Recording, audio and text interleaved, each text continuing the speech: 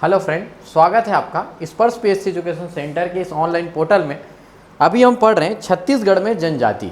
छत्तीसगढ़ के जनजाति का मैं उम्मीद करूंगा आप पिछला वीडियो लेक्चर देख चुके होंगे, जिसमें हम जनजाति से संबंधित डेटा के बारे में पढ़े थे और देखे थे कि उनकी जनसंख्या किस प्रकार है, जनसंख्या का वितरण किस प्रकार है। तो और अभी हम भारत के संदर्भ में भी उसको तुलनात्मक रूप से चर्चा किए थे। आज के हम वीडियो लेक्चर में देखेंगे कि अगर हम पढ़े हुए हैं कि छत्तीसगढ़ में अगर कुल 42 समूह हैं जनजातियों की, तो वो समूह किस प्रकार है, उनका वितरण किस प्रकार छत्तीसगढ़ में है, कौन से क्षेत्र में, उत्तरी क्षेत्र में किस प्रकार के जनजाति हैं और दक्षिणी क्षेत्र में कि कौन कौन से समूह वाले जनजाति मुख्यतः निवास करते हैं।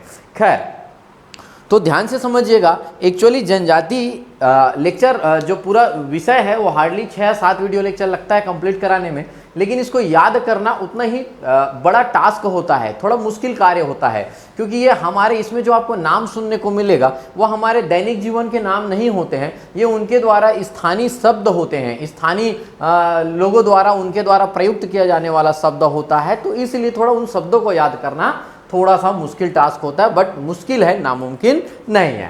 खैर, तो अगर हम जनजातियों के बारे में चर्चा करेंगे तो आप एक बात याद रखिएगा, छत्तीसगढ़ को 3 जनजातीय क्षेत्रों में बांटा गया है। मैंने अगर 3 बोला है तो आपको याद रखना है 3 मतलब 3। कौन कौन से ऐसे याद रखना है आपका? उत्तरी जनजातीय क्षेत्र, अच्छा उसके नीचे जो बीच वाला पोर्शन है यह आपका मध्य जनजातीय क्षेत्र, और नीचे वाला क्षेत्र कहलाएगा दक्षिणी जनजातीय क्षेत्र। दक्षिणी जनजातीय क्षेत्र, फिर से मैं रिपीट कर रहा हूं, छत्तीसगढ़ को मुख्यतः 3 जनजातीय क्षेत्रों में बांटा गया है। उत्तरी जनजातीय क्षेत्र, मध्य जनजातीय क्षेत्र और आपका दक्षिणी जनजातीय क्षेत्र। अच्छा, अब देखते हैं किस किस क्षेत्र में कौन कौन से जनजातीय समूह निवास करता है। चलो भाई, अगर हम बात करें, जब भी हम छत्तीसगढ़ के संदर्भ में अगर जनजाति की बात करें तो सबसे पहला नाम आता है आपका गोंड जनजाति। कौन सा जनजाति आता है आपका? गोंड जनजाति। मैं पिछले क्लास में बताया भी था, सबसे बड़ा समूह है आपका गोंड जनजाति है। अच्छा, ये गोंड जनजाति के साथ साथ अच्छा गोंड की बात की जाए, ये जो पूरा बस्तर आपको दिख रहा होगा, मतलब ये जो पूरा बस्तर संभाग है उसको गोंड भूमि कहा जाता है, गोंड जनजाति की भूमि कहा जाता है, इसलिए उसको गोंडवाना भूमि भी के नाम से जाना जाता है। गोंडवाना भूमि या गोंडवाना लैंड, इसका मतलब क्या हुआ? जहां मुख्यतः गोंड जनजाति के लोग निवास करते हैं वह जो क्षेत्र है वह गोंडवाना क्षेत्र के नाम से जाना जाता है, गोंडवाना भूमि के नाम से जाना जाता है। कौन सा? हमारा बस्तर। अब होता क्या है दोस्त, ये जो गोंड जनजाति है, गोंड जनजाति में और बहुत सारे उप समूह हैं जिन लोग अपना सरनेम थोड़ा अलग टाइप का लिखते हैं, जैसे अच्छा, जब भी मैं गोंड की बात करूं आपको पूरे का पूरा बस्तर समझना है। मतलब ये जो गोंड जनजाति है सभी तरह है, कांकेर में भी है, आपका कोंडागांव में भी है, कुछ इस प्रकार ऐसा मिलेगा। गोंड में ही, गोंड के अंतर्गत आपका आता है अबूझमाड़िया। क्या आता है आपका? अबूझमाड़िया मैं लोकेट करते जा रहा हूं। जैसे अबूझमाड़िया मैंने लिखा है तो नारायणपुर साइड लिख दिया है। कांकेर के दक्षिणी क्षेत्र में, बीजापुर के उत्तरी क्षेत्र में अबूझमाड़िया जनजाति आता है। बाद में मैं आपको बताऊंगा दोस्त, आगे पढ़ते पढ़ते बताऊंगा कि अबूझमाड़िया और गोंड में क्या रिश्ता है, क्या है, कौन किससे बना हुआ है, ये हम आगे चर्चा करेंगे। तो ये क्या बता दिया मैं? नंबर 1 सबसे पहले क्या बता दिया? गोंड, गोंडवाना लैंड, बस्तर को गोंडवाना लैंड कहा जाता है, गोंडों की भूमि कहा जाता है। इधर नारायणपुर एरिया में क्या रहेगा आपका? अबूझमाड़िया। क्या रहेगा आपका? अबूझमाड़िया। अच्छा, आप मेरे से छत्तीसगढ़ का भूगोल पढ़े देखे होंगे, यहाँ पे से गोदावरी नदी बहती है, इसलिए यहाँ पे क्या मिलेगा? गदबा। गोदावरी नदी के आसपास रहने वाले जो जनजाति है वह गदबा जनजाति के लोग हैं। कौन से जनजाति के? गदबा जनजाति के लोग हैं। अच्छा, यहाँ पे अगर मैं चर्चा करूंगा आपका दंतेवाड़ा। कौन सा जगह है आपका? दंतेवाड़ा में क्या मिलेगा आपका? माड़िया। क्या मिलेगा आपका? माड़िया जनजाति के लोग दंतेवाड़ा क्षेत्र के आसपास निवास करते हैं। एक बात याद रखना और आप कि जनजाति को जिले वाइज नहीं पढ़ा जा सकता, क्योंकि दोस्त मैं कंफर्म सिर्फ यही नहीं कह सकता कि अबूझमाड़िया जनजाति के लोग सिर्फ नारायणपुर जिले में रहते हैं या नारायणपुर और कांकेर में रहते हैं, ऐसा कहना गलत होगा। उनका परिवार विस्तृत है, फैला हुआ है, कुछ अबूझमाड़। हाँ, वो बात अलग है कि ज़्यादा संकेंद्रण कहाँ पे है, इसको लेकर हम जरूर चर्चा कर सकते हैं। तो ज़्यादा जो जहाँ पे लिख रहा हूँ वहाँ पे उनका ज़्यादा संकेंद्रण है। अबूझमाड़ तो आपको हमेशा इसी लोकेट होना चाहिए, नारायणपुर साइड। माड़िया आपका दंतेवाड़ा जिले के साइड, गदबा आपका गोदावरी बेसिन के आसपास, आपका बीजापुर जिले के आसपास। ठीक, चलो माड़िया लोग ही और क्या लिखते हैं, कंफ्यूज नहीं होना, इसको लिखते हैं दंडामी माड़िया। क्या लिखते हैं, दंडामी माड़िया भी लिखते हैं कई लोग, है ना। तो माड़िया और दंडामी माड़िया एक ही है, ऐसा आपको समझना है। अच्छा, यहाँ पे अगर आप कोंडा गांव आ जाएंगे, कोंडा गांव के आसपास आपको मिलेगा मुड़िया जनजाति के लोग। कौन से जनजाति के लोग, कोंडा गांव के आसपास आपको मिलेगा मुड़िया जनजाति के लोग। अच्छा चलो यहाँ पे आ जाए, यहीं पे जहाँ माड़िया और दंडामी माड़िया है, यहीं पे इन्हीं के साथ साथ एक और जनजाति रहता है जिसका नाम है दोरला। कौन सा जनजाति रहता है, दोरला जनजाति के लोग रहते हैं। अच्छा, यहीं पे आपको दिख रहा होगा ये वाला एरिया, आप कह सकते हैं सुकमा और दक्षिणी बस्तर, यहाँ पे आपको मिलेगा परजा। कौन सा जनजाति, परजा। ये इन्हीं को कहा जाता है धुरवा जनजाति, एक ही है, परजा भी कहा जाता है और धुरवा भी कहा जाता है। आपका सुकमा और बस्तर क्षेत्र में निवास करते हैं परजा धुरवा जनजाति के लोग। अच्छा, यहाँ पे मैं आपको बता दूं दोस्त, ये है कोंडा गांव और ये है बस्तर। इसमें आपको याद रखना है कौन कौन सी जनजाति है। जैसे कि यहाँ पे आपको याद रखना है, यहीं पे मिलेगा आपका भूमिया और यहीं पे आपको मिलेगा भूइया। कौन सा जनजाति, भूमिया, राइट।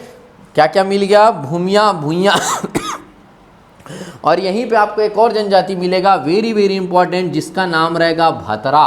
कौन सा जनजाति, भतरा। देखते जाइए आपका भूमिया, भूइया सब अलग अलग है, भूमिया, भूइया, नीचे क्या मिलेगा, भतरा। मतलब अगर जब भी मैं भतरा बोलूंगा आपको समझ में आना चाहिए, आपके दिमाग में मैं लोकेट करना चाह रहा हूं, जैसे ही मैं भतरा बोलूंगा भतरा हमको वहीं पे दिखना चाहिए, इधर दिखना चाहिए भतरा। जब भी मैं अबूझ माड़िया नाम भी लूं या आप कभी न्यूज़पेपर में अबूझ माड़िया जनजाति नाम पढ़ो, आपको पता होना चाहिए इधर है अबूझ माड़िया, इधर वाला क्षेत्र में आपको लोकेट होना बहुत जरूरी है। अच्छा, इन्हीं के साथ साथ आपको मैं बता दूं, भूइया के साथ साथ आपका एक और आ जाएगा जिसका नाम रहेगा, यहाँ पे आपको और मिलेगा जिसका नाम रहेगा मैं भूल जा रहा हूँ एक्चुअली, बहुत अच्छा नाम है उसका, जिसका नाम है भुंजिया जनजाति। कौन सी जनजाति, भुंजिया जनजाति। भुंजिया जनजाति आप याद करने का थोड़ा सा कोशिश करना। भुंजिया जनजाति आपको यहाँ पे कोंडा गांव में भी मिलेगा, धमतरी में भी मिलेगा और ये आपका गरियाबंद एरिया में भी मिलेगा आपका। ठीक, तो याद रखना भुंजिया कहाँ कहाँ मिल रहा है, गरियाबंद में मिल रहा है, धमतरी में मिल रहा है और कोंडा गांव क्षेत्र में आपका कौन सी जनजाति, भुंजिया जनजाति। इसलिए मैंने अभी 4 नाम बताया, भुंजिया, भूमिया, भतरा। तो यहाँ पे आपको याद रखना है B4 का कॉन्सेप्ट है, बी से कितने नाम मिलेंगे, 4 नाम है, B4 का कॉन्सेप्ट है, आपको इस बात को ध्यान में रखना है। क्लियर है। तो ये लगभग इस क्षेत्र की मुख्यतः बड़ी बड़ी जनजातियों के नाम है जिसके बारे में मैं आपको बता रहा हूँ। क्लियर है। और अगर कुछ छूट रहा होगा तो देख लेते हैं, लेकिन यही है। एक इसमें अब सबसे इंपॉर्टेंट चीज आपको याद रखना है, मैं यहाँ पे लिख देता हूँ जिसका नाम है हलबा जनजाति। कौन सी जनजाति, हलबा जनजाति। और मैं हलबा जनजाति अगर लिखा हूँ तो आप हलबा जनजाति खास बात समझना, ये जो हलबा जनजाति है दोस्त, ये हलबा जनजाति पूरे बस्तर में है। कहाँ पे है आपका, पूरे बस्तर में है ये हलबा जनजाति। और बस्तर के साथ साथ आपका मध्य जनजाति क्षेत्र में भी पाया जाता है ये हलबा जनजाति। इधर राजनांदगांव, इधर बालोद एरिया में भी हलबा जनजाति पाया जाता है। तो बस्तर के साथ साथ मध्य क्षेत्र में हलबा जनजाति पाया जाता है। तो जब भी हलबा बोलूंगा कहाँ रहना है, इधर इधर। अभी देखना ये जो मैं आपको लोकेट करा रहा हूँ कौन किधर मिलेगा, मुख्यतः कहाँ पे इनका संकेंद्रण है, बाद में आपके बहुत काम आने वाला है। यही आपको पूरा जनजाति आपको याद कराएगा। और मैं गारंटी देता हूं आप मेरे साथ ये 7 से 8 लेक्चर रहिए, मैं गारंटी देता हूं आपको, अगर जनजाति में अगर 8 से 9 प्रश्न, मान लिया 9 प्रश्न भी पूछे जाते हैं, 8 मैं सिर्फ अपने क्लास से आपसे प्रश्न बनवाऊंगा। मे भी हो सकता है 9वां ना बने या वो भी बन सकता है, बट 8 प्रश्न तो मैं बिल्कुल आपका बनवा ही दूंगा कि किस प्रकार प्रश्न पूछेंगे और उसका आंसर हमको क्या सेलेक्ट करना है। तो ये कौन से हो गया आपका, दक्षिणी क्षेत्र की जनजातियों के बारे में हो गया। चलो भाई अब आते हैं हम लोग कौन से क्षेत्र की जनजातियों के बारे में, हमारा मध्य क्षेत्र की जनजातियों के बारे में। अगर मध्य क्षेत्र की जानकारी के बारे में बात करेंगे तो आपको पता है दोस्त, ये है आपका मैकल पर्वत श्रेणी। कौन सा श्रेणी है, मैकल पर्वत श्रेणी। इस मैकल पर्वत श्रेणी में कौन सा जनजाति मिलेगा आपका, बैगा। कौन सा जनजाति मिलेगा? बैगा। ये पूरा मैकल पर्वत श्रेणी में है आपका ये जनजाति विस्तार, मतलब कुछ इस प्रकार ये बैगा जनजाति आप कह सकते हो। मैकल पर्वत श्रेणी वासी कहलाते हैं। बैगा के साथ साथ उन्हीं के साथ साथ कौन सा जनजाति रहता है? अगल बगल में आपका रहता है अगरिया जनजाति। कौन सा जनजाति? अगरिया जनजाति रहता है। यहीं पे ही मध्य क्षेत्र में ही आपके और हमारे साथ जो जनजाति उसका नाम है प्रधान जनजाति। कौन सा है आपका? प्रधान जनजाति। ये बलौदा बाजार जिले के आसपास यहीं पे आपको मिलेगा जनजाति जिसका नाम रहेगा बिंझवार। कौन सा जनजाति मिलेगा आपका? बिंझवार जनजाति निवास करता है। यह है आपका गरियाबंद जिला। कौन सा जिला? गरियाबंद जिला और धमतरी जिला बहुत बड़ा संकेंद्रण है कौन सी जनजाति का? कमार। जब भी कमार बोला जाए आप छत्तीसगढ़ का जो पुंछ बना है, जो गरियाबंद जिला है, आपको वहां पे पहुंच जाना है। कौन सी जनजाति आपका? कमार जनजाति। अच्छा, यहीं पे अगर और मैं बात करूंगा, ये महासमुंद और रायगढ़ क्षेत्र में आपका जनजाति मिलता है जिसका नाम है सौरा, सौरा, या यही सी को कहा जाता है सौरा, सौरा, या क्या कहा जाता है? सौरा जनजाति। दोनों नाम से उच्चारण किया जाता है। यहीं पे अगर रायगढ़ से लगा हुआ बात करूंगा तो यहीं पे मिलेगा आपका नगेशिया जनजाति। कौन सा जनजाति मिलेगा आपका? नगेशिया जनजाति मिलेगा। तो याद रखिएगा ये मुख्यतः आपका बैगा, अगरिया, प्रधान, बिंझवार, सौरा, सौरा, नगेशिया। और बताता हूं आपका, यह है आपका बिलासपुर। कौन सा क्षेत्र आपका? बिलासपुर। बिलासपुर में आपको मिला जाएगा मांझी। क्या मिलेगा? मांझी। या यहीं पे क्या मिलेगा? मंझवार। मांझी या कौन सा जनजाति मिलता है आपका? मंझवार। क्लियर है? यहाँ पे आ जाइए आप। ये आपका बिलासपुर, आज अगर आपका सही बात बोलूं तो पेंड्रा लोरमी का जो पठार है, आज वर्तमान में जो पेंड्रा लोरमी का जो पठार है, वहां पे अगर आप जनजाति ढूंढने जाएंगे तो वहीं पे आपको लगा हुआ जनजाति मिलेगा जिसका नाम रहेगा धनवार। कौन सा जनजाति मिलेगा? धनवार। ये सब जनजातियों के नाम हैं। जो भी छात्र पहली बार ये जनजातियों के नाम सुन रहे हैं उनको थोड़ा अटपटा जरूर लगेगा, अरे क्या क्या नाम है, लेकिन मैं गारंटी दे रहा हूँ कि मेरे 6 या 7 क्लास तक आपको सभी जनजाति बहुत अच्छे से याद हो जाएगा। अच्छा, एक लास्ट और लिख देता हूँ, यहाँ पे सौरा या सौरा लिखा हूँ, यहीं पे है आपका सौता जनजाति। कोरबा जिला और बिलासपुर जिले से लगा हुआ जनजाति क्या आएगा आपका? सौता जनजाति। कौन सा है? सौता। तो ये मुख्यतः मध्य क्षेत्र में पाए जाने वाली जनजातियां है। ये आपके दक्षिणी क्षेत्र में पाए जाने वाली जनजातियां है। क्लियर है भाई? चलो आगे हम बढ़ते हैं। अब आते हैं उत्तरी क्षेत्र में कौन सी जनजातियां पाई जाती है। अगर उत्तरी क्षेत्र की बात करें, ये देखो भाई, ये कोरिया जिले में है आपका कोल जनजाति। कौन सी जनजाति? कोल। कोल के साथ साथ यहीं पे एक और जनजाति निवास करता है जिसका नाम है भील। कौन सा है आपका? कोल और भील। कोरिया जिले में मुख्यतः कोल और भील जनजाति है। अच्छा, उसके साथ साथ यहाँ पे आपका सूरजपुर जिला है। सूरजपुर जिले में बहुत बड़ा संकेंद्रण है किसका? पंडो जनजाति का। कौन से जनजाति का? पंडो जनजाति का। अच्छा, उसके पश्चात अगर हम बात करेंगे, ये वाला आपको समझ में आ रहा होगा, ये सरगुजा है। ये सरगुजा है और नीचे कोरबा जिला। इस सरगुजा और कोरबा जिले में मुख्यतः आपका एक बहुत महत्वपूर्ण जनजाति निवास करती है जिनका नाम है पहाड़ी कोरवा। कौन सा जनजाति है? पहाड़ी कोरवा। और पहाड़ी कोरवा जनजाति अगर ये पहाड़ में रहता है तो जमीन के नीचे रहने वाली जनजाति जिसका नाम है कंवर जनजाति। कौन सा है? कंवर जनजाति। ये जो पहाड़ी कोरवा है ये आपका छुरी मतरिंगा की पहाड़ों में रहने वाली जनजाति है। और नीचे मैदानी भाग में कौन सी जनजाति आपकी? कंवर जनजाति है। अच्छा, ये आपको समझ में आ रहा होगा, ये पेंड्रा लोरमी के पठार के ऊपर और कोरिया जिले के नीचे में आपको एक जनजाति निवास करते हुए मिलेगा जिसका नाम रहेगा खड़िया जनजाति। कौन सा जनजाति? खड़िया जनजाति। यहीं पे एक और जनजाति मिलेगा जिसका नाम रहेगा भारिया जनजाति। ये लो भाई, कौन सी जनजाति आपका? भारिया जनजाति। तो कौन कौन सा बता दिया उत्तरी क्षेत्र में? इधर मैंने बताया कोल, इधर मैंने बताया भील, सूरजपुर में क्या बताया? पंडो, और यहाँ पे कोरबा और सरगुजा से लगा हुआ कौन सा आएगा? पहाड़ी कोरवा। और कौन सा जनजाति? कंवर। यहाँ पे आपका कोरिया जिले के दक्षिणी क्षेत्र में कौन सी जनजाति? खड़िया। और एक से साथ साथ कौन सी जनजाति? भारिया। ऐसे नाम याद रखना है, पहली बार सुनोगे तो लगेगा अरे सर ये क्या क्या सरनेम है। अपन तो अभी तक वर्मा, साहू, शर्मा, तिवारी, चौबे, दुबे ही सुने थे, लेकिन ये हमारे साथ नहीं रहते इसलिए हम इसका नाम नहीं सुने हैं, लेकिन अब सुनना पड़ेगा क्योंकि नौकरी चाहिए। क्लियर है। चलो अगर हम और चर्चा करेंगे, ये आ गया भाई आपका बलरामपुर जिला। कौन सा जिला आ गया आपका? बलरामपुर जिला। बलरामपुर जिले के उत्तरी क्षेत्र में आपको एक जनजाति मिलेगा, जिस जनजाति का नाम रहेगा कोड़कू। कौन सा जनजाति रहेगा? कोड़कू जनजाति मिलेगा। यहीं में आपका एक जनजाति मिलेगा जिसका नाम रहेगा पारधी। कौन सा जनजाति? कोड़कू के साथ साथ पारधी जनजाति। और यहीं पे पारधी के साथ साथ एक और जनजाति मिलेगा जिसका नाम क्या रहेगा? बिरहोर जनजाति। कौन सी जनजाति है? बिरहोर जनजाति। खैर, और एक और बहुत महत्वपूर्ण जनजाति है जिसका नाम है उराव जनजाति। बिरहोर जसपुर क्षेत्र में क्या मिलेगा आपका? आपका उराव जनजाति मिलेगा। तो ऐसे और बहुत सारे जनजाति मिलेंगे। या अब एक और बहुत महत्वपूर्ण जनजाति के बारे में बताता हूँ जिसका नाम है खैरवार, जो सीएमओ के पेपर में पूछा गया था। कौन सा जनजाति? खैरवार जनजाति। कौन सा है? खैरवार जनजाति। क्लियर है दोस्त? चलो, तो इस प्रकार ये सब जनजातियों के बारे में अलग अलग हमको पढ़ने को मिलता है। क्लियर है? ये नाम क्लियर हुआ कि नहीं हुआ आपका? जल्दी से मैं बता रहा हूँ। कोड़कू है, कोड़कू के साथ साथ पारधी है, पारधी के नीचे बिरहोर है, बिरहोर के नीचे क्या है आपका? उराव। वेरी वेरी इंपॉर्टेंट, बहुत महत्वपूर्ण। यहाँ पे कौन सा आपका? खैरवार। खैरवार के नीचे पहाड़ी कोरवा, पहाड़ी कोरवा के साथ साथ कंवर जनजाति, भारिया जनजाति, पंडो जनजाति, खड़िया जनजाति।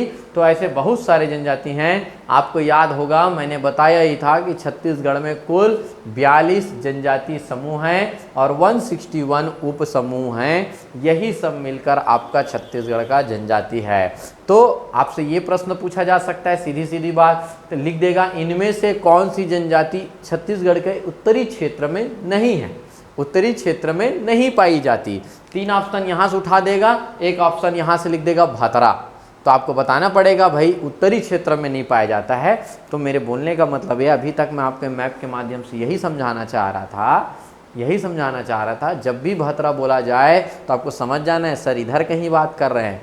जब भी कोड़कू बोला जाए आपको जानना है कि सर वहाँ पे कहीं पे चर्चा कर रहे हैं, उधर कोड़कू बताए हुए हैं। यही मैं आपको याद कराना चाह रहा हूँ। मैपिंग के माध्यम से ही हम पूरा जनजाति, उनके कार्य, क्या करेंगे, क्या संस्कृति रहेगा, क्या खाएंगे, क्या पिएंगे, इन सब बातों में हम चर्चा करेंगे। क्लियर है? चलो, तो आप लोग का एक काम और बनता है, आप यहीं पे वीडियो को थोड़ा सा रोकिए, पॉज कीजिए, पीछे जाइए और जहां से मैं बताना शुरू किया था वहां से आप बनाते चलिए। फिर से पढ़िए एक बार मेरे साथ साथ, फिर से अभी तक के वीडियो लेक्चर को फिर से पढ़िए। उसके बाद वीडियो को फिर से रोक दीजिए और आप अपने कॉपी में अपने खुद से लिख कर देखिए कि अरे नगेसिया, तो कहाँ पे है नगेसिया? यहाँ पे है नगेसिया। अच्छा, पंडो कहाँ पे है? ऊपर में सूरजपुर है। जो याद आ रहा है उसको अपने से लिखते जाइए। ऐसा कार्य आप कल तक कीजिए। मैं डेफिनेटली बोलता हूँ आपको एटलीस्ट सबसे पहला चीज़ आपको जनजातियों के नाम याद हो जाएंगे। क्लियर है? चलो, अब अगर ये जनजातियों के नाम अगर हमको याद हो गए तो हम अब हमारा अगला चर्चा का विषय बनता है जनजातीय विशेष। क्या पढ़ेंगे? जनजाति विशेष के बारे में बात करेंगे कि जनजातियों के बारे में क्या कुछ अच्छा चीज़ हमको जानने को मिलता है। सब जनजातियों की कुछ खास बातें हैं और ज़्यादा डिटेल में तो आगे हम मैपिंग के माध्यम से पढ़ते रहेंगे तो चर्चा करेंगे, बट अभी तक हम देखते हैं कि इन जनजातियों में क्या विशेष है। चलो भाई, अगर इसमें जनजाति विशेष के बारे में बात करते हैं तो मैं शुरू कर लेता हूं कोल जनजाति से। कहां से शुरू करता हूं? कोल जनजाति से। लो भाई, ये है कोल जनजाति। अब ये कोल जनजाति में क्या क्या कुछ खास बातें उनके बारे में चर्चा करते हैं। देखो, ये जो कोल जनजाति है, इन लोग अपने आप को सबरी माता के वंशज मानते हैं। किसके वंशज मानते हैं? सबरी माता के वंशज मानते हैं। कहीं कहीं लिखा रहता है भील अपने आप को सबरी माता के वंशज मानते हैं। क्योंकि मैं क्लासरूम में पढ़ाता हूं तो बच्चों ये डाउट पूछते हैं, लेकिन मैं एकदम क्लियर कर दूं कि ऐसा कोई भी डाउट नहीं आएगा। आपको कोल जनजाति को ही सबरी माता का वंशज मानना है। तो यहाँ पे मैं थोड़ा चर्चा कर रहा हूँ, कुछ बातें लिख रहा हूँ, लेकिन इसका जो नोट्स है आप स्टडी मटेरियल वाले सेक्शन में जाइए। स्टडी मटेरियल में प्रॉपर वे में लिखवाया हुआ है कि कैसे इसके बारे में बड़े से लैंडस्केप पेज में कैसे किस प्रकार लिखना है। यहाँ से लिखने की कोशिश मत करना, क्योंकि मैं बहुत सारी चीज़ें अभी यहीं पे बताने वाला हूँ। क्लियर है? चलो ठीक, मैं उम्मीद करूँगा आप 2-3 बार इस प्रैक्टिस को कर लिए होंगे और अब मैं आगे बढ़ना शुरू करता हूँ। ठीक, चलो भाई, अब सबसे पहला आ जाता है हम लोग कोल जनजाति। तो कोल जनजाति में सबसे पहली बात ये याद रखना है, सबरी माता के वंशज। देखो बाकी जैसे बुक में लिखा रहता है कि कोल जनजाति, उसके बारे में पूरा डिटेल लिखते चले गए कि इन लोग क्या मानते हैं, क्या खाते हैं, क्या पीते हैं, इनके पंचायत का नाम क्या है, इन लोग मुख्यतः किस प्रकार का पेय पदार्थ पीते हैं। तो वो ऐसे पढ़ना, मैं उस टाइप का नहीं पढ़ाऊँगा आप लोगों को, है ना। मैं कुछ ऐसे पढ़ाऊँगा जिससे आपको याद होते चले जाए, है ना। तो आप यहीं पर ही लिखने का कोशिश कीजिए। कोल जनजाति अपने आप को किसके वंशज मानते हैं? सबरी माता के वंशज मानते हैं। इन लोग का मेन काम क्या है? कोयला खोदने का कार्य करना। कोयला खोदने का कार्य, आपको पता है भूगोल में पढ़े हो कि कोरिया जिले में बहुत प्रचुर मात्रा में कोयला उत्खनन का कार्य चलता है। और पहले तो मैनुअली ही कोयला उत्खनन का कार्य चलता था।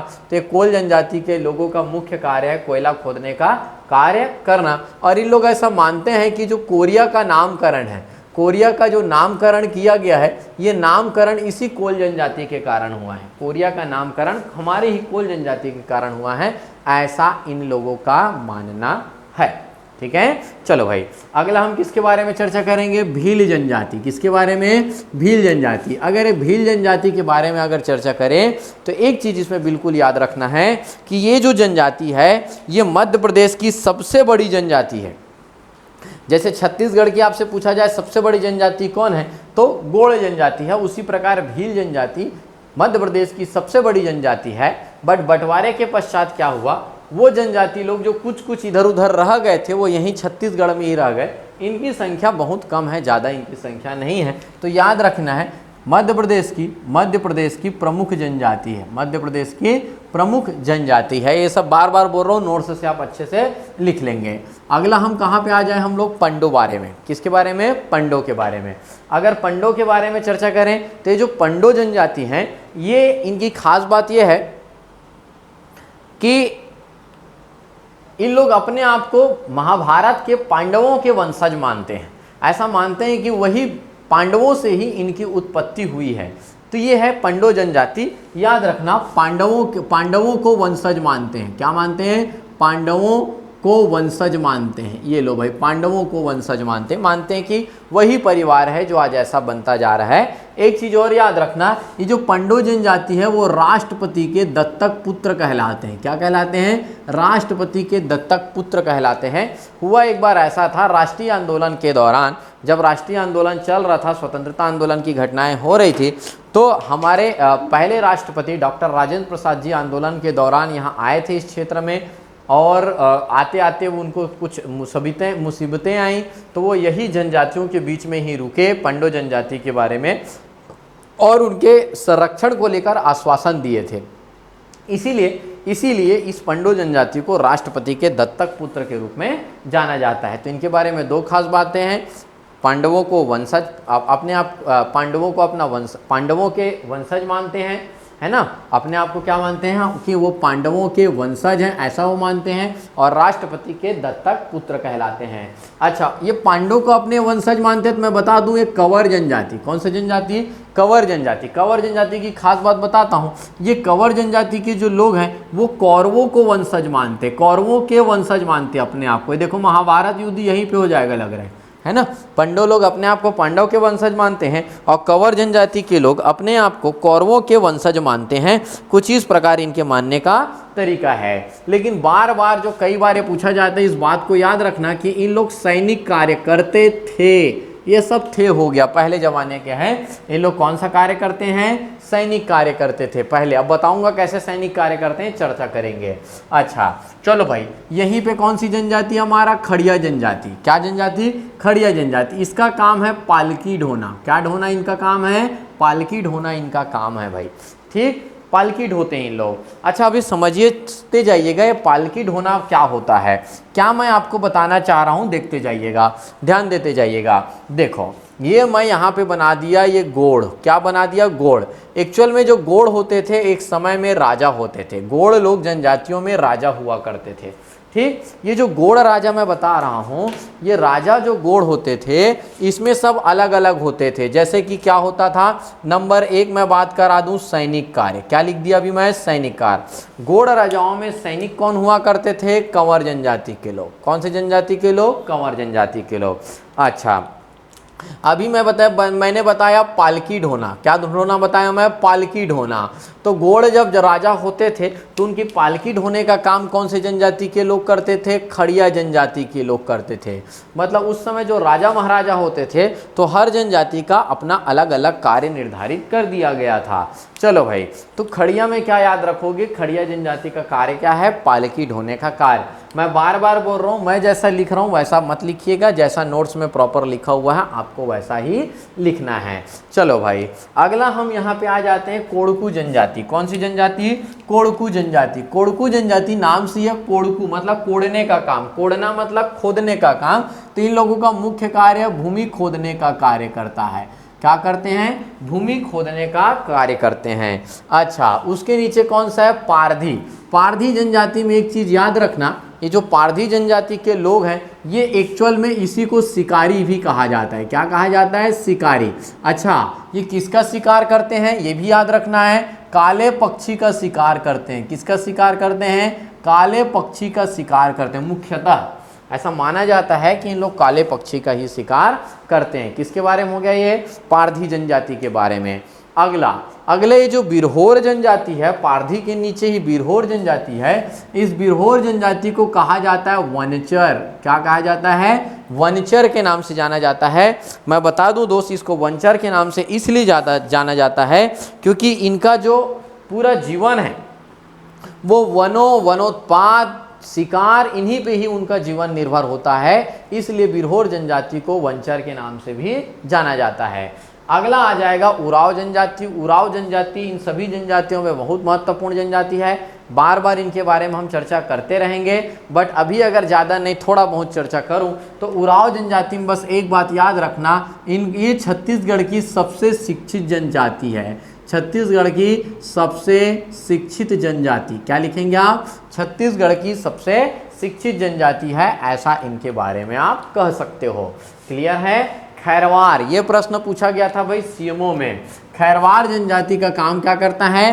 खैर वृक्ष से कत्था बनाने का काम करता है। यहीं पे ही छोटा सा लिख सकते हैं हम लोग, क्या बनाते हैं? खैर वृक्ष से क्या बनाता है ये? कत्था बनाने का कार्य करता है आपका खैरवार जनजाति। क्लियर है भाई? देखो धीरे धीरे कैसे हम एक एक जनजाति के बारे में थोड़ा थोड़ा हम खास बात पढ़ते चले जा रहे हैं। ठीक, चलो एक और उत्तरी क्षेत्र में एक बहुत महत्वपूर्ण जनजाति बात कर रहे हैं जिसका नाम है पहाड़ी कोरवा। क्या बच गया है? पहाड़ी कोरवा के बारे में चर्चा करेंगे, और पहाड़ी कोरवा के बारे में चर्चा करेंगे तो इनके बारे में भी हम बहुत डिटेल से बाद में चर्चा करेंगे। अभी थोड़ा सा मैं इनके बारे में बता दूं, ये जो पहाड़ी कोरवा के जो लोग हैं, ये जो पहाड़ी कोरवा हैं, ये पहाड़ी कोरवा जनजाति के लोग नंबर 1 पहाड़ों में निवास करते हैं, और पहाड़ों में तो निवास करते ही हैं, सबसे खास बात ये लोग काक भगौड़ा से उत्पत्ति मानते हैं। किससे उत्पत्ति मानते हैं? काक भगौड़ा से उत्पत्ति मानते हैं। ऐसा यहाँ पे छोटा सा लिख लेना। अच्छा, क्या होता है काक भगौड़ा से उत्पत्ति क्यों मान रहे हैं? प्रश्न बनता है काक भगौड़ा से उत्पत्ति क्यों मान रहे हैं? अच्छा, काक भगौड़ा कौन होता है आप समझ गए होंगे। खेतों में आप देखे होंगे जो पक्षी खेत के फसलों को नुकसान पहुंचाया जाता है, पहुंचाते रहते हैं, उनको भगाने के लिए काक मतलब पक्षी या कौवा कह सकते हो, उनके भगाने के लिए एक आर्टिफिशियल आदमी बना दिया जाता है। हाथ पैर ऐसा रहता है, लगा रहता है, तो पक्षियों को लगता है यहाँ खेत में आदमी है, तो लोग फसल को नुकसान पहुंचाने नहीं आते हैं। तो काक भगौड़ा से इन लोग अपनी उत्पत्ति मानते हैं। कैसे इन लोग अपनी उत्पत्ति मानते हैं इसके बारे में हम थोड़ा सा चर्चा करते हैं। कैसे चर्चा करेंगे देखते जाइएगा। हुआ क्या था आप सभी को पता है ना, कि राम, ऐसा माना जाता है कि राम भगवान ने अपने 14 वर्षों का वनवास है ना जब काटना शुरू किए तो वो दक्षिण कौशल को पहुँचे। दक्षिण कौशल मतलब हमारा आज वर्तमान का छत्तीसगढ़ सरगुजा क्षेत्र में, कोरबा क्षेत्र में पहुँचे, और ऐसा माना जाता है कि वो अपने वनवास के 14 साल के 12 साल हमारे छत्तीसगढ़ में ही काटे हैं। सरगुजा, कोरबा, सूरजपुर के आसपास के जंगलों में, रामगढ़ की पहाड़ियों में ही काटे हैं, ऐसा माना जाता है।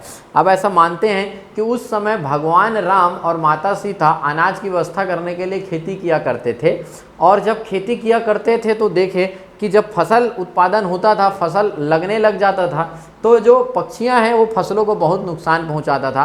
तो बहुत नुकसान पहुंचाने के कारण एक दिन भगवान से कहती है कि कुछ तो इनके लिए व्यवस्था करना पड़ेगा ताकि हमारे फसलों का नुकसान ना हो और साल भर हमारे लिए अनाज का व्यवस्था हो जाए। तो भगवान राम को ये चीज़ ऐसा लगा कि जब तक हम खेत में रहते हैं पक्षी यहाँ आके कोई नुकसान नहीं पहुँचाते हैं, लेकिन जैसे ही हम घर को चले जाते हैं पक्षी आके फसलों को नुकसान पहुँचाने लग जाते हैं। तो उन्होंने क्या किया, एक ऐसी काग भगौड़ा बना दिया, आर्टिफिशियल आदमी बना दिया और उसको खेत के बीचों बीच रख दिया और देखा कि फसलों को नुकसान नहीं हो रहा है, पक्षियाँ नहीं आ रहा है ना। तो उस वर्ष बहुत अच्छा उत्पादन हुआ। माता सीता भी प्रसन्न हुई कि काग भगौड़े के कारण बहुत अच्छा उत्पादन हुआ। और उसके पश्चात माता सीता भगवान राम से अनुरोध करती है कि इस काग भगौड़े के कारण हमारे यहाँ अच्छा उत्पादन हो रहा है, क्यों ना आप इस काग भगौड़े में जान फूंक दो। ऐसा माता सीता भगवान राम से कहती है। तो भगवान राम क्या कहते हैं, माता सीता के कहे अनुसार उस काग भगौड़े में जान फूंक देते हैं। भगवान तो थे ही भगवान राम, है ना। तो जान फूंक देते हैं तो काग भगौड़ा में जान आ जाता है और काग भगौड़ा में जब जान आता है तो वहाँ से वो भागते हुए पहाड़ों में चढ़ जाता है और वो पहाड़ों में ही रहने लग जाता है। और तब से लेकर उनकी संख्या बढ़ते जाती है, उनके वंशज होते जाते हैं और एक बहुत बड़ा परिवार आज बना हुआ है। तो इसी प्रकार इसी कहानी को आगे बढ़ाते हुए जो हमारे जो पहाड़ी कोरवा के लोग हैं उनका मानना है कि हमारी उत्पत्ति भगवान राम के समय से, रामायण कालीन के समय से हमारी उत्पत्ति हुई है। और अपने आप को बताते हैं कि रामायण में हमारा वर्णन है और इन लोग काग भगौड़ा से उत्पत्ति मानते हैं। आपको लगेगा कि इतना बड़ा कहानी सुनाने का क्या मतलब था, लेकिन मैं आपको बता दूं दोस्त, मैं आपको बता दूं कि यही कहानी अगर आप में से कुछ छात्र अगर मेंस राइटिंग करेंगे तो यही कहानी पूछा जाता है ना, कि पहाड़ी कोरवा के लोगों की उत्पत्ति किस प्रकार हुई है। और आपको पता नहीं एग्जैक्ट ये सही है या गलत है, लेकिन इन लोगों में ऐसी मान्यता है, किवंदी है, तो आपको इस बात को मानना पड़ेगा कि ये जो कहानी है वह सही है। क्लियर है। तो कुछ कुछ जनजातियों के बारे में विशेष कहानी हमको सुनने को मिलता है और हम वो कहानी सुनते हुए ही आगे बढ़ेंगे। तो इनकी उत्पत्ति किससे हो गई, काग भगौड़ा से इसकी उत्पत्ति हो गई। किसकी उत्पत्ति हो गई, पहाड़ी कोरवा के लोगों की। जल्दी से मैं रिपीट कर दूं, कोल सबरी माता के वंशज हैं। उसके पश्चात कोयला खोदने का कार्य करते हैं और कोरिया का नामकरण इन्हीं के नाम पर है, ऐसा माना जाता है। भील के बारे में चर्चा करेंगे। मध्य प्रदेश की सबसे बड़ी जनजाति है। खड़िया जनजाति के बारे में देखें हम लोग कि जो गोड़ राजा होते थे, गोड़ राजाओं के पालकी ढोने का काम करते थे। अगर हम बात करेंगे पहाड़ी कोरवा के बारे में, अभी मैंने बताया काग भगौड़ा से उत्पत्ति मानते हैं। वहीं बगल में कंवर बताया जो सैनिक कार्य किया करते थे और इन लोग कौरवों के वंशज मानते हैं अपने आप को। अच्छा, अगर मैं बात करूंगा कोड़कू जनजाति, तो इनका मुख्य कार्य क्या है, भूमि खोदने का कार्य करना है। पारधी जनजाति के लोग शिकारी होते हैं और ये लोग मुख्यतः काले पक्षी का शिकार करते हैं। ये प्रश्न कई बार पूछा गया है, काले पक्षी का शिकार करने वाली जनजाति कौन है। बिरहोर वंचर कहलाते हैं क्योंकि उनकी पूरी जिंदगी वनों पर ही निर्भरता है। इनके पास कोई कृषि का या अन्य किसी प्रकार के व्यापार करने का कोई प्रमाण नहीं होता है, वनों पर ही इनकी निर्भरता है। उरांव जनजाति को माना जाता है कि छत्तीसगढ़ की सबसे शिक्षित जनजाति है। कौन सी जनजाति है, छत्तीसगढ़ की सबसे शिक्षित जनजाति है। कारण भी है, उनके शिक्षित होने का कारण भी है क्योंकि सर्वाधिक धर्मांतरण भी किस जनजाति में हुआ है, उरांव जनजाति में ही सर्वाधिक धर्मांतरण हुआ है। इसलिए उरांव जनजाति को छत्तीसगढ़ की सबसे शिक्षित जनजाति माना गया है। ऐसा माना गया है कि उनमें धर्मांतरण हुआ, समाज की मुख्य धारा से जल्दी जुड़े और जल्दी जुड़ने के कारण उसमें शिक्षा का प्रचार प्रसार ज़्यादा हुआ है, इसलिए ऐसा माना जाता है। खैरवार जनजाति की विशेषता है खैर वृक्ष के छाल से कत्था निकालने का कार्य करना। क्लियर है। आप छत्तीसगढ़ के मध्य क्षेत्र में आने वाले जनजातियों के बारे में बात करेंगे तो यहाँ पे आ गया आपका नगेशिया। नगेशिया कहाँ मिलेगा ये बता देता हूँ, रायगढ़ और जसपुर क्षेत्र। कहाँ मिलेगा, रायगढ़ और जसपुर क्षेत्र में। एग्जैक्ट कहीं नहीं कहा जा सकता है कि सिर्फ इस जिले में है और बगल वाले जिले में नहीं है, यह कहना गलत होगा। तो मैं आप बता दूं, नगेशिया जनजाति, कौन सी जनजाति? नगेशिया जनजाति रायगढ़ और महासमुंद, माफ कीजिएगा, रायगढ़ जसपुर क्षेत्र में पाया जाता है। और ये नगेशिया जनजाति जो है यह अपने आप को सर्प के वंशज मानते हैं। अपने आप को किसके वंशज मानते हैं? सर्प के वंशज मानते हैं। इनका मानना है कि ये सर्प से इनकी उत्पत्ति हुई है। नाग भगवान की पूजा करते हैं, नाग भगवान की पूजा करते हैं, है ना, सांप की पूजा करते हैं लोग, सर्प की क्या करते हैं? पूजा करते हैं। कौन सी जनजाति? नगेशिया। और मैं आपको बताया ही था दोस्त, जसपुर आप याद करो, जसपुर में तपकरा एक जगह है जहाँ पे बहुतायत में सर्प पाए जाते हैं, विभिन्न प्रकार के सर्प पाए जाते हैं। तो वह जहाँ पे ज़्यादा बहुतायत में सर्प पाए जा रहे हैं, तो वहाँ पे आसपास जो रहने वाली जनजाति है वह है नगेशिया जनजाति। वो लोग सर्प को मारते नहीं हैं, भगाते नहीं हैं, बल्कि उनकी पूजा करते हैं, उनको अपने आसपास ही रखते हैं, क्योंकि उनसे ही उनकी उत्पत्ति हुई है, ऐसा उनका मानना है। अगला वहीं भी नीचे में महासमुंद और रायगढ़ बेल्ट में आपका सौरा या सौरा जनजाति है। इनका कार्य है सांप पकड़ना। क्या है आपका? सांप पकड़ना इसका कार्य है सौरा जनजाति का। अच्छा, सांप पकड़ना आप देखे होंगे दोस्त कि पता नहीं अब देखने को मिलता है या नहीं मिलता है, लेकिन आप देखे होंगे 5-6 ठो टोकरी में, या कई लोग 1 या 2 टोकरी में सर्प लेके घूमते हैं, जगह जगह उस सर्प को दिखाते हैं, उनको कोई 2 रुपया 5 रुपया 10 रुपये उनके जीवन यापन के लिए देते हैं। तो वही लोग हैं जो सर्प पकड़ के लाते हैं, उन्हीं को कौन सा जनजाति कहा जाता है? सौरा या सौरा जनजाति के नाम से जाना जाता है। चलो भाई, अगर हम बात करेंगे धनवार जनजाति, कौन सा है? धनवार जनजाति। धनवार जनजाति में क्या रहता है? धनुष चलाने वाले होते हैं, धनुष चलाने वाले होते हैं। इन लोग अपने साथ परमानेंट एक धनुष लेकर ही चलते हैं, उनको क्या कहा जाता है? धनवार जनजाति। और याद रखना, इनका काम है बांस बर्तन बनाना। क्या बनाना? बांस बर्तन बनाना इसका कार्य है। बांस बर्तन बनाना मतलब बांस से विभिन्न विभिन्न प्रकार के बर्तन बनाना, जैसे टोकरी बनाना, जैसे सूपा बनाना, और कोई कपड़ा रखने के सामान बनाना। तो ये है धनवार जनजाति। धनवार जनजाति के बारे में और एक इससे रिलेटेड कई बार प्रश्न पूछा गया है कि धनुष चलाने वाली जनजाति कौन है। चलो भाई, अगला हम बात करेंगे, अगला हम चर्चा करेंगे। मैं एक कार्य कर रहा हूँ, अब तक जो लिख चुका हूँ उसको मैं हटा रहा हूँ ताकि आपको थोड़ा लिखने में आसानी हो जाए, है ना। बोर्ड थोड़ा छोटा हो रहा है, आप, मैं उम्मीद करूँगा अब तक लिखे होंगे, नहीं लिखे होंगे तो नोट्स में प्रॉपर हर बात लिखा हुआ है जो मैं आपको बता रहा हूँ। चलो भाई, ये आपसे पूछा जाए मांझी या मंझवार, मांझी या मंझवार के बारे में पूछा जाए तो आप सभी जानते हैं मांझी या मंझवार जनजाति का काम क्या है। मांझी होते हैं, मांझी मतलब नाव चलाने वाले होते हैं, नदिया के इस पार से उस पार लोगों को, यात्री को ले जाने का कार्य करते हैं मांझी या मंझवार जनजाति। अगला हम आते हैं वेरी इंपॉर्टेंट बैगा। किसके बारे में बहुत चर्चा करेंगे? बैगा जनजाति के बारे में बहुत महत्वपूर्ण बात होता है। अच्छा, बैगा जनजाति में एक बात मैं बता चुका हूं कि मैकल पर्वत श्रेणी में निवास करते हैं, प्रश्न कई बार पूछा गया है। तो नंबर 1 मैकल पर्वत श्रेणी में निवास करते हैं, वो तो लोकेशन से दिख ही रहा है। नंबर 2 इन लोग हैं वैद्य, इनको क्या कहा जाता है? प्राचीन वैद्य। क्या है आपका? ये प्राचीन वैद्य है। अच्छा, ये प्राचीन वैद्य के साथ साथ पुजारी भी हैं। पहले पूजा पाठ ये बैगा लोग ही कराते थे, झाड़ फूक का कार्य करते थे। तो ये लोग प्राचीन वैद्य हैं, पुजारी हैं। इन्हीं लोग को कहा जाता है मेडिसिन मैन ऑफ गॉड। क्या कहा जाता है? Very important, medicine man of गोड़ कहा जाता है। जो गोड़, ये जो जनजाति है, ये जो गोड़ राजा होते थे, यहीं पे मैं लिख देता हूँ दोस्त, ये जो मैं गोड़ राजा लिखा हुआ हूँ, ये जो गोड़ राजा मैं लिखा हुआ हूँ, इसी गोड़ राजाओं के मेडिसिन मैन होते थे, डॉक्टर होते थे। मतलब गोड़ राजाओं को अगर कोई बीमारी हो जाता था, कुछ दिक्कतें आ जाती थी, तो ये बैगा जनजाति के लोग ही उनको सॉल्व कर। पहले तब हॉस्पिटल वगैरह होता नहीं था, झाड़ फूक, आज भी आप देखते होंगे दोस्त, बैगा जनजाति के लोग झाड़ फूक करते हैं, या किसी को ऐसा होता है कि सर्प काट दिया तो ऐसा मानते हैं बैगा उसके जहर को निकाल देगा। ऐसे आज भी बहुत सारे अंधविश्वास फैले हुए हैं। तो गोड़ राजाओं में कंवर सैनिक कार्य करते थे, गोड़ राजाओं में खड़िया पालकी ढोने का काम करते थे, गोड़ राजाओं में बैगा जनजाति के लोग डॉक्टर हुआ करते थे, मेडिसिन मैन आप इनको क्या कहा जाता था? गोड़। तो इन लोग वैद्य भी हो गए, पुजारी भी होते थे, मेडिसिन मैन आप गोड़ भी होते थे। अच्छा, इसके साथ साथ एक खास बात याद रखना, इन लोग हल को छूना पाप मानते हैं। क्या मानते हैं? हल को छूना पाप मानते हैं। ये लो भाई, ये है खास बात हल को छूना पाप। अच्छा अब ये देखो, इन लोग क्या है, हल को छूना पाप मानते हैं। इसका मतलब ये है, इनको लगता है कि जब हल चलाया जाता है, इनको लगता है कि जब हल चलाया जाता है, हल जब जमीन पर चलता है और उससे चलने से जो मिट्टी निकलता है, तो ऐसा मानते हैं इन लोग, इससे धरती माता को दर्द होता है।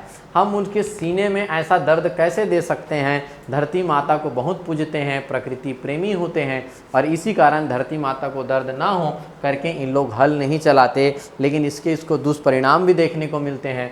दुष्परिणाम कैसे कह सकते हो? अगर आप बिना हल चलाए अगर आप कृषि करना चाहोगे तो उत्पादन कहाँ ज़्यादा होगा? इनमें उत्पादन, इनके खेती में उत्पादन बहुत कम होता है ना। बेवार खेती अपनाते हैं, झूम खेती अपनाते हैं इन लोग, और उत्पादन कम होने के कारण इनकी आर्थिक स्थिति हमेशा खराब ही रहती है। अगर ये अच्छे से खेती करते तो इनकी स्थिति भी सुधर जाती है। अगर हम बात करेंगे अगरिया, क्या का बात करेंगे? अगरिया जनजाति, है ना। अगरिया जनजाति, ये बाकी ऊपर का जो मैं लिखा हुआ हूँ उसको हटा रहा हूँ मैं। अगर ये अगरिया जनजाति के बारे में अगर हम चर्चा करेंगे, देख लो भाई, ये मैं यहाँ पे लिख दिया अगरिया, चलो, है ना, ऐसा हम लिख देते हैं अगरिया जनजाति। अब ये अगरिया जनजाति के लोगों का मानना है कि इन्होंने आग की खोज की है। क्या है? आग की खोज इन्होंने ही की है, इसलिए इसका नाम अगरिया है, ऐसा इनका मानना है। इन लोगों का मुख्य कार्य है लोहे का कार्य करना, लोहे का कार्य करना। देखो दोस्त, ये लोग कवर्धा के आसपास निवास करते हैं। एक लामा चेलिकलामा क्षेत्र में निवास करते हैं, जहां प्रचुर मात्रा में लौह अयस्क है। तो ये लोग क्या करते थे, जो लौह अयस्क आयरन ओर मिलता था उसको लोहा गर्लर में गलाते थे और उससे लोहा बनाते थे, और लोहा बनाने के बाद ये गोड़ राजाओं के अस्त्र शस्त्र निर्माण करते थे। क्या बनाते थे? अस्त्र शस्त्र का निर्माण करते थे, लोहे का कार्य करते थे। ये जनजाति कौन है आपके? अगरिया जनजाति। और इन लोग को लगता था कि इन लोगों ने आग की खोज की है, राजाओं के लिए अस्त्र शस्त्र बना रहे हैं। आज जो अस्त्र शस्त्र बनाते हैं, चाहे इसरो में हो, चाहे वो डीआरडीओ में हो या अन्य कहीं जगह पे हो, हम उसको क्या मानते हैं? वैज्ञानिक मानते हैं। तो अगरिया लोग भी अपने आप को प्राचीन वैज्ञानिक मानते हैं। क्या मानते हैं इन लोग? अपने प्राचीन अपने आप को वैज्ञानिक मानते हैं। वैज्ञानिक मतलब समझ रहे हैं? इनका मानना है कि इन्होंने आग की खोज की है। तो गोड़ राजाओं के लिए अस्त्र शस्त्र का निर्माण, गोड़ राजाओं के लोहे का कार्य कौन किया करते थे? अगरिया जनजाति के लोग किया करते थे। क्लियर है भाई? चलो अगला हम यहाँ पे दो और जनजाति बच गए मध्य क्षेत्र में। नंबर 1 है प्रधान जनजाति और एक है आपका बिंझवार जनजाति। कौन कौन सा जनजाति है आपका प्रधान जनजाति और बिंझवार जनजाति। अगर हम प्रधान जनजाति के बारे में चर्चा करेंगे तो देखते हैं ये प्रधान जनजाति में क्या खास बात मिलेगा। प्रधान जनजाति में क्या खास बात मिलेगा? ये गोड़ राजाओं के मंत्री थे, गोड़ राजाओं के मंत्री हुआ करते थे। मतलब ये जो गोड़ राजा का साम्राज्य चलता था, इसमें ये काहे का काम करते थे? ये मंत्री का काम करते थे। ये कौन सी जनजाति हमारा? प्रधान जनजाति है। याद रखना, मंत्री के पद पर इन्हीं लोग आसीन होते थे। मतलब गोड़ राजाओं से ही आप बहुत सारी चीज़ों को याद कर सकते हो। तो प्रधान में क्या है? गोड़ राजाओं के मंत्री। अगला कौन सा जनजाति आ गया? बिंझवार शहीद वीर नारायण सिंह का नाम आप सभी जानते हैं। तो ये जो बिंझवार जनजाति है अपने आप को विंध्याचल के निवासी मानते हैं। विंध्याचल के निवासी। अच्छा, विंध्याचल आपसे पूछा जाए मतलब कहाँ पे है? इधर मध्य प्रदेश राज्य में जो विंध्याचल पर्वत है, ये लोग मानते हैं कि इनका निवास मूल स्थान वहाँ से है, वहाँ से हम लोग इस क्षेत्र में आए हैं, तो अपने आप को विंध्याचल के निवासी मानते हैं। और नंबर दूसरा बात आपको याद रखना है कि इन लोग इनमें तीर विवाह बहुत प्रचलित है। वैसे जब जनजाति विवाह पढ़ाऊंगा तो हम अलग से स्पेशल चर्चा करेंगे, लेकिन मैं आपको बता रहा हूँ जनजातियों में तीर विवाह बहुत ज़्यादा प्रचलित है। तीर विवाह बहुत ज़्यादा प्रचलित है। किसके बारे में चर्चा की हम लोग? अभी बिंझवार जनजाति के बारे में। तो इस जनजाति के बारे में भी हम थोड़ा थोड़ा चर्चा कर लिए। धनवार के बारे में पढ़े कि ये धनुष का कार्य करते हैं। बैगा में पढ़े हम लोग मेडिसिन मैन ऑफ गॉड है, गोड़ है। और हम इनके बारे में पढ़े प्राचीन वैद्य है। प्राचीन पुजारी हैं, और ये भी पढ़े कि लोग हल को छूना पाप मानते हैं। और क्या पढ़ लिए, अगरिया जनजाति को मानना है कि उन्होंने आग की खोज की है इसलिए वैज्ञानिक है और लोहे का कार्य करते हैं। प्रधान के बारे में क्या बताया, इन लोग घोड़ राजाओं के क्या हुआ करते थे, मंत्री हुआ करते थे। बिंझवार जनजाति के बारे में क्या बताया, विंध्याचल के अपने आप को। सौरा के बारे में क्या बताया, सांप पकड़ने का काम करते हैं। लेकिन नगेशिया क्या करता है, वो सिर्फ सांप की पूजा करता है। और मांझी और मंझवार के बारे में क्या बताया मैं, मांझी और मंझवार के बारे में इन लोगों के में कहानी है, मांझी और मंझवार के बारे में इन लोगों में कहानी है कि इन लोग पतवार चलाते थे, नाविक हुआ करते थे, नदियों में एक छोर से दूसरे छोर तक यात्रियों को ले जाने का कार्य करते थे। एक बच जा रहा है जिसका नाम है कमार। क्या बच गया, कमार और भुंजिया को भी मैं यहीं पे साथ साथ बता देता हूँ, आपका दोनों काम कंप्लीट हो जाएगा। किसके बारे में, कमार और भुंजिया। देखो कमार जनजाति में एक चीज़ आप बिल्कुल याद रखिएगा, कमार जनजाति का खास बात यह है, ये जो कमार जनजाति की जो खास बात यह है, सर्वाधिक बांस बर्तन का काम करते हैं।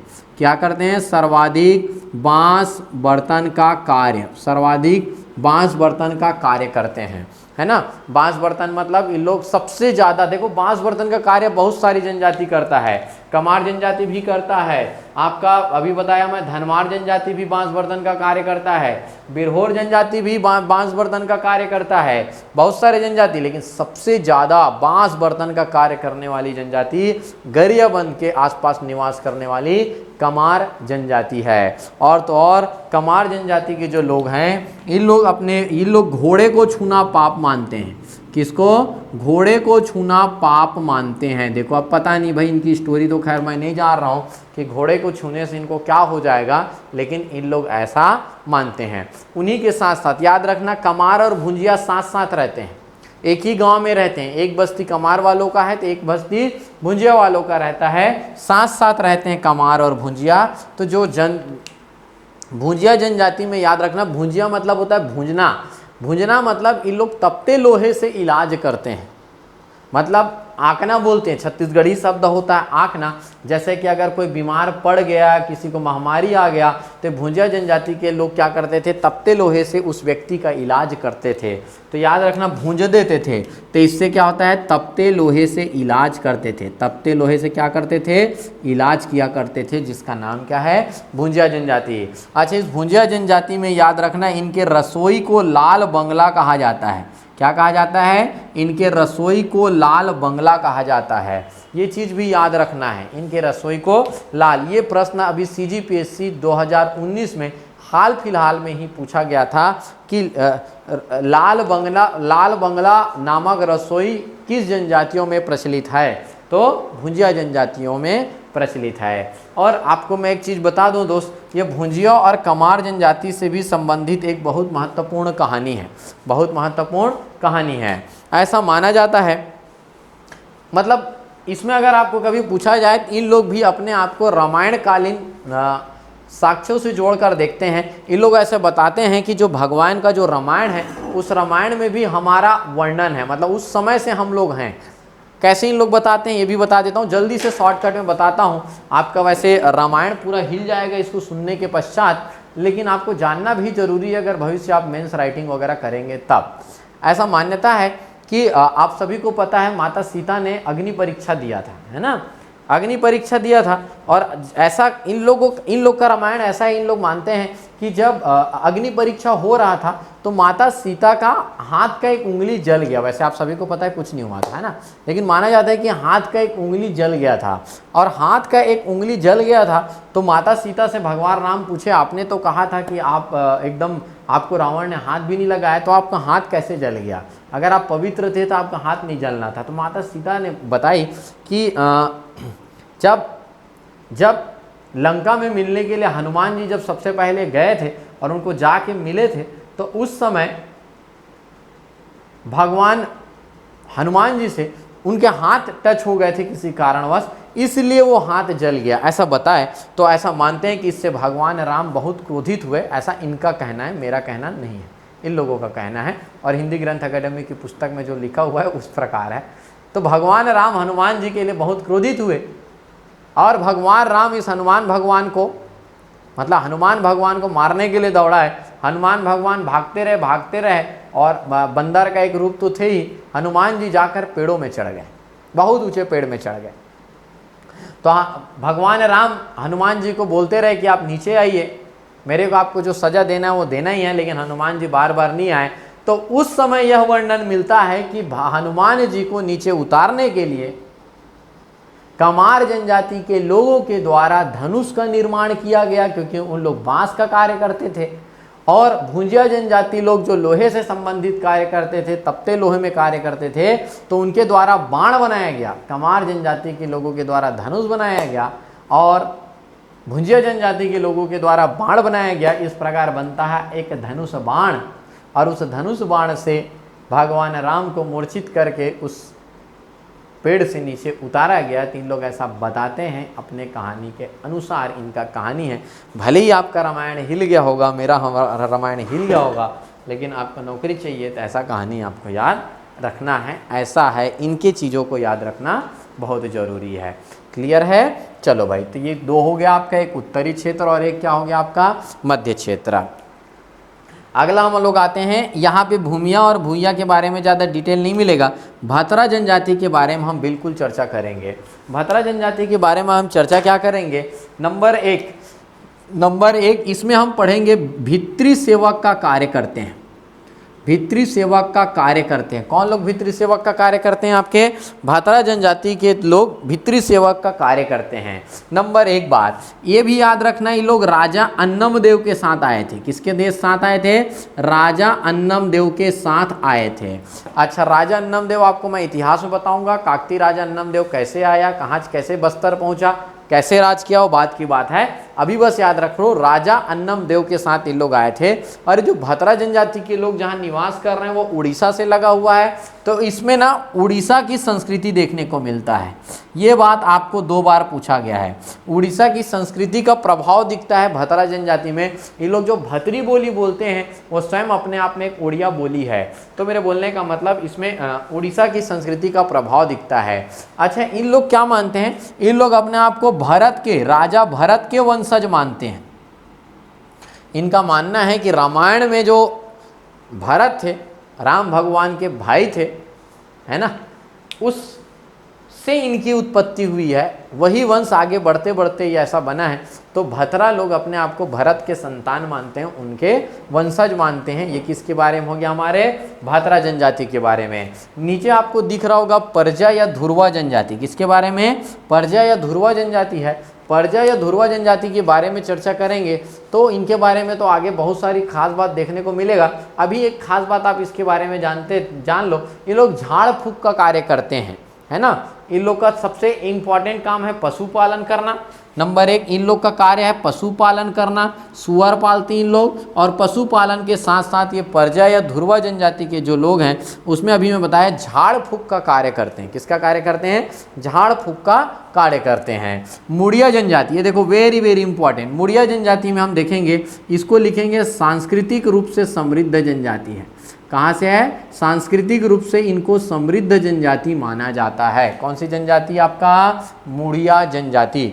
अच्छा, याद रखना कहीं कहीं पे बुक में मुड़िया और मुड़िया लिखा रहता है, मुड़िया भी लिखा रहता है, मुड़िया भी लिखा रहता है।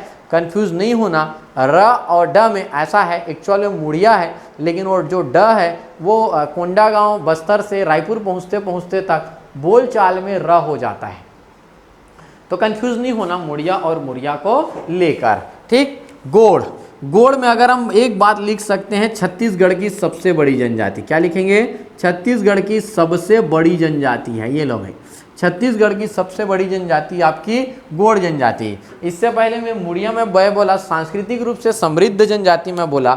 बोलने का मतलब जनजातियों में जो उनके लोक नृत्य, लोक नाट्य, उनका पहनने का तरीका, उनके त्यौहार मानने का तरीका, उनके देवी देवताओं को पूजने का तरीका, ये उनकी संस्कृति है। तो सबसे ज़्यादा जनजाति लोक नृत्य गीत जो देखने को मिलेगा वो मुड़िया जनजाति में ही देखने को मिलेगा। इसीलिए इसको सांस्कृतिक रूप से समृद्ध जनजाति माना जा रहा है। क्लियर है? चलो भाई, यहाँ पे आ गया आपका अबूझमाड़िया जनजाति। कौन सा जनजाति है आपका? अबूझमाड़िया जनजाति आ गया। अगर हम अबूझमाड़ी जनजाति के बारे में बात करेंगे तो अबूझमाड़िया जनजाति के बारे में याद रखना सबसे पिछड़ी जनजाति है। क्या याद रखना है? सबसे पिछड़ी जनजाति है। ये लो भाई, नंबर 1 बात, सबसे पिछड़ी जनजाति है, मतलब बहुत ज़्यादा पिछड़ा हुआ है। अबूझमाड़िया इसलिए कहा जाता है क्योंकि लोग अबूझमाड़ के क्षेत्र में रहते हैं, अनपूछे जगह में रहते हैं। आज भी अबूझमाड़िया जनजातियों की संख्या कितनी है, कितने गांव हैं, कितने बच्चे हैं, लिंगानुपात कितना है, एग्जैक्ट डेटा आज तक नहीं निकाला जा सका है। आप बिलीव नहीं करो दोस्त, आज भी इन लोग इतने पिछड़े हुए हैं कि आज भी इन लोग बिना कपड़े के घूमते हैं अपने गाँवों में, आज भी कपड़े धारण नहीं करते हैं। इसलिए अबूझमाड़िया जनजाति को सबसे पिछड़ी जनजाति, इन सभी जनजातियों में 42 जनजातियों में सबसे पिछड़ी जनजाति कहा जाता है। क्लियर है? चलो, इसी में आप याद रखना, इन लोग कुर्स तुरंगा से, किससे? कुर्स तुरंगा, या इसी को आप लोग लिखना, इसको ना आप यह कह सकते हो, ऐसा कहना, इसके ये रहते तुम्बा से, तुमा या तुम्बा से, तुमा या तुम्बा से उत्पत्ति मानते हैं अपने आप को। किससे उत्पत्ति मानते हैं? तुम्बा से। तुम्बा आप लोग वो जानते होंगे दोस्त कि उसमें सही मायने में बताऊं तो लौकी का जो बड़ा गोल वाला रूप होता है उसको तुमा कहा जाता है, तुमा, या उसी को तुम्बा कहते हैं। तो इन लोग उससे अपनी उत्पत्ति मानते हैं, मतलब अपने घर में, इनके घर में आप देखोगे तो एक तो तुम्बा रखना बहुत जरूरी है। ये लोग अगर खेत जाते हैं तो अपने साथ तुम्बा लेके चलते हैं, तुमा लेकर चलते हैं, खोखला वाला, उसमें पानी लेकर जाते हैं, बहुत ठंडा रहता है उसमें पानी। इवन अगर आप पुरखौती मुक्तांगन जाएंगे तो जनजातियों की जो संस्कृति प्रदर्शित की गई है तो उसमें घर के अंदर एक तुम्बा, सूखा हुआ तुमा लटका हुआ भी दिखेगा आपको, लटकते रहेगा, रखा हुआ है कि ये इनकी संस्कृति है। और ये लोग अपनी उत्पत्ति इससे इसलिए मानते हैं कि ऐसा माना जाता है एक अबूझमाड़िया जनजाति के व्यक्ति थे जिनका नाम था लिंगोपेन। अब उनको भगवान का दर्जा मिला हुआ है, उनको भगवान मानते हैं। तो ऐसा माना गया है कि एक बार बहुत भीषण बाढ़ आया था, बहुत भयंकर टाइप का, अबूझमाड़ क्षेत्र में। और जो वो बाढ़ आया था, उस बाढ़ में सब कुछ बहने वाला था, उस बाढ़ में सब कुछ बहने वाला था। और जब उस बाढ़ में सब कुछ बहने वाला था तो ऐसी स्थिति बनी कि लगभग यह प्रजाति पूरा समाप्त हो जाता। तो ये जो लिंगोपेन नामक व्यक्ति बता रहा हूँ, उनको एक बहुत बड़ा तुम्बा दिखा, तो उन्होंने उसको खोखला करके उसके अंदर बैठकर, वो अपनी पत्नी के साथ उसके अंदर बैठकर जैसे तैसे बाढ़ में अपने जान बचाया। और वह एकमात्र व्यक्ति था जो बचा था। उसके पश्चात उन्हीं से ही अगले उत्पत्ति होते गई और आज अबूझमाड़िया जनजाति बना हुआ है। मतलब इनका मानना है कि उस तुम्बे के कारण इनकी जान बची है, इसलिए उससे उत्पत्ति मानते हैं। और इन लोग अपने देवता के रूप में, पूर्वज के रूप में लिंगोपेन को भगवान के रूप में पूजते हैं। तो याद रखना, वेरी वेरी इंपॉर्टेंट, लिंगोपेन, क्योंकि अब इधर आगे आप लोगों को मैं लिंगोपेन देवता के बारे में बार बार चर्चा करते रहूँगा। किसके बारे में हो गया आपका? अबूझमाड़िया जनजाति। नीचे कौन सा जनजाति? आपका गदबा जनजाति। कौन सा जनजाति देख रहे हैं आप? गदबा जनजाति। अगर मैं गदबा जनजाति के बारे में बताऊं तो ये गोदावरी बेसिन के निवासी हैं, गोदावरी बेसिन के आसपास रहते हैं। और मैं आपको ये भी बता दूं, छत्तीसगढ़ में इसकी जनसंख्या बहुत ही कम है। लगभग मेरे ख्याल से अगर मैं गलत नहीं हूँ तो इनकी संख्या अभी 175 या 176 के आसपास, 2011 जनगणना के आधार पर इनकी जनसंख्या 175 या 176 ही मानी गई है। कौन सा? गदबा, गोदावरी बेसिन के आसपास रहने वाली जनजाति गदबा जनजाति। अच्छा, माड़िया लिखा हुआ हूँ, माड़िया, दंडामी माड़िया ऐसा लिखा हुआ हूँ, तो याद रखना एक ही है, माड़िया बोलूँ या दंडामी माड़िया बोलूँ। तो जो माड़िया जनजाति के लोग हैं ये दोनों को याद रखना, ये माड़िया और मुड़िया, ये माड़िया और मुड़िया दोनों में आपको याद रखना है। इन जनजातियों का मुख्य कार्य है काष्ठ शिल्प कला।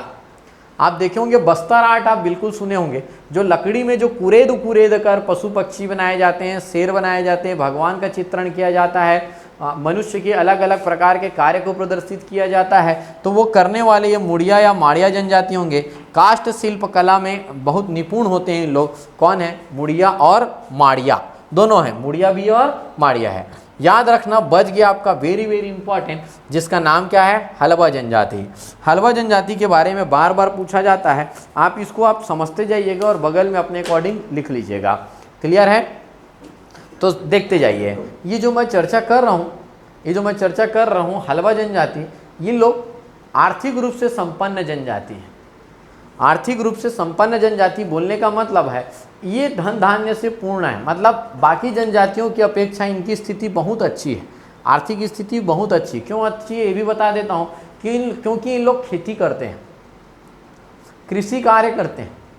कृषि कार्य करते हैं मतलब इनका आय ज़्यादा होता है बाकी जनजातियों से। नंबर एक बात, जैसे इसके ऊपर में रहने वाला बैगा जनजाति हल को छूना पाप मानता है, तो ये सिर्फ हल का ही कार्य करता है, बुआई का काम करता है, खेती करता है, बहुत अच्छा आय होता है। इसलिए आर्थिक रूप से सबसे अच्छी स्थिति किसकी है? हलवा जनजाति की है। अच्छा, ये जो हलवा जनजाति में याद रखना कि ये जो हलवा जनजाति के जो लोग हैं सर्वाधिक छुआछूत मानते हैं। छुआछूत मतलब जो रोक टोक होता है, ये करना है, ये नहीं करना है, उसके घर नहीं जाना है, बिना नहाए ये कार्य नहीं करना है, ये सब बहुत ज़्यादा मानते हैं। तो हलवा जनजाति के लोग सभी जनजातियों में सर्वाधिक छुआछूत मानते हैं। और एक बात और याद रखना है आपको इसी के साथ साथ कि सर्वाधिक कबीरपंथी धारण करने वाले भी हलवा जनजाति के लोग ही हैं, जिन्होंने सर्वाधिक कबीर पंथ को अपनाया है। सर्वाधिक धर्मांतरण उराव में हुआ है और सर्वाधिक कबीरपंथी धारण करने वाले आपके हलवा जनजाति है। तो मेरे बोलने का मतलब सभी जनजातियों के अपने कुछ कुछ कार्य हैं, कुछ कुछ विशेषताएं हैं, जिनके बारे में हम इस मैप के माध्यम से देखें। एक ऐसा मैप बनना चाहिए, आप स्टडी मटेरियल में देखिएगा, बहुत ही सुंदर जनजाति का मटेरियल बना हुआ है, आप देखिएगा। मतलब आपको हमेशा भित्री सेवक बोलते ही आपका दिमाग नीचे आ जाना चाहिए, इसीलिए मैंने बोला यहीं पे लिखिए, अलग से मत लिखिए। भित्री सेवक बोलते ही ऐसा रहना, अरे मैंने भित्री सेवक नीचे लिखा हुआ है, तो फिर आप याद करो कि नीचे कौन कौन सी जनजाति है। उराव तो नीचे आएगा नहीं, कोल तो नीचे आएगा नहीं। अपने आप 4 ऑप्शन में से आपको समझ में आ जाएगा आंसर कौन सा सही है। माइंड में मैं आपको लोकेट करना सिखा रहा हूँ, इसीलिए मैं बोला आप इस मैप के माध्यम से ही पढ़ाई कंटिन्यू कीजिए। क्लियर है दोस्त? तो आपको बिल्कुल इसमें क्या याद रखना पड़ेगा, लोकेट करना पड़ेगा। जो भी इसके विशेष कार्य हैं इनको यहीं पे ही छोटा छोटा आप लिखते चलेंगे। क्लियर है दोस्त? चलो अब इसके बाद एक लाइन में हम देख लेते हैं कि इससे संबंधित और क्या कुछ विशेषता हैं, कुछ जनजातियों के विशेष कार्य हैं, उनके बारे में हम देख लेते हैं। और इसी प्रकार अगर हम देखेंगे तो आप कुछ चीज़ों को पॉइंट वाइज जरूर लिखिएगा, जो मैं बताते जा रहा हूँ। अदरवाइज नोट्स में अलग से सेक्शन बना हुआ है। जैसे कि प्रश्न बोला जाता है छत्तीसगढ़ की सबसे शिक्षित जनजाति कौन सी है? आप सामने क्या लिखेंगे? उराव। बहुत महत्वपूर्ण होता है। छत्तीसगढ़ की सबसे शिक्षित जनजाति कौन सी है? उराव। नंबर 2, छत्तीसगढ़ की सबसे बड़ी जनजाति कौन सी है? क्या रहेगा आपका? गोंड रहेगा। नंबर 3 पॉइंट आपको क्या लिखना है? सांस्कृतिक रूप से समृद्ध जनजाति कौन सी है? सांस्कृतिक रूप से समृद्ध जनजाति कौन सा है? बगल में क्या लिखेंगे आप? मुड़िया जनजाति है। एक और पूछा जाता है, अगर सही मायने में चर्चा करेंगे तो सबसे पिछड़ी जनजाति कौन सी है? सबसे पिछड़ी जनजाति कौन सी है? तो कौन सा लिखेंगे आप? अबूझमाड़िया जनजाति सबसे पिछड़ी जनजाति है। तो कुछ न कुछ सब चीज़ों में स्पेशल है। और लास्ट है आप याद रखना, आर्थिक रूप से सर्वाधिक समृद्ध जनजाति कौन सी है? तो आर्थिक रूप से सर्वाधिक समृद्ध जनजाति है हलवा जनजाति। ये 5 पॉइंट याद रखना। शिक्षित में उराव। क्लियर है? अगर हम बात करें सांस्कृतिक रूप से संपन्न तो हमारा आ जाएगा मुड़िया। सबसे पिछड़ी जनजाति है तो अबूझमाड़िया। सबसे बड़ी जनजाति है तो गोंड। और आर्थिक रूप से संपन्न जनजाति की बात करेंगे तो हलवा जनजाति। इस 5 पॉइंट को भी आपको याद रखना है। तो एक आज का जो क्लास था मैं उम्मीद करूंगा आपको ये समझ में आया होगा, कौन सी जनजाति कहाँ है, ऊपर में कौन सा है, नीचे में कौन सा है, लेफ्ट में कौन सा और राइट में कौन सा है। क्लियर है दोस्त? तो ये रहा अभी अब तक का क्लास। इसके बाद हम मिलेंगे अपने वीडियो लेक्चर में, देखेंगे हम छत्तीसगढ़ में विशेष पिछड़ी जनजाति के बारे में। क्लियर है? ओके, तब तक के लिए, कल तक के लिए आप बढ़िया इसको रिवाइज करते रहिए, पढ़िए रहिए, पढ़ते रहिए। कुछ बच्चे मेरे को इस पहले वीडियो लेक्चर के पश्चात मैसेज किए थे कि सर जनजाति से संबंधित कौन सा बुक पढ़ना है। जनजाति से संबंधित अगर आपको बुक पढ़ना है तो आपको बुक लेना है संदर्भ छत्तीसगढ़। क्या लेना है? संदर्भ छत्तीसगढ़। ये हिंदी ग्रंथ अकादमी की पुस्तक है, जनजाति पढ़ने के लिए बहुत ही अच्छी पुस्तक है। क्लियर है? और अदरवाइज मैं सही मायने में बोलूँ तो जो नोट्स हमारे ऐप में डला हुआ है वो भी आपके लिए मोर देन सफिशिएंट होता है, लेकिन बुक पढ़ना चाहिए संदर्भ छत्तीसगढ़। मिलते हैं हम अपने अगले वीडियो लेक्चर में, तब तक के लिए धन्यवाद।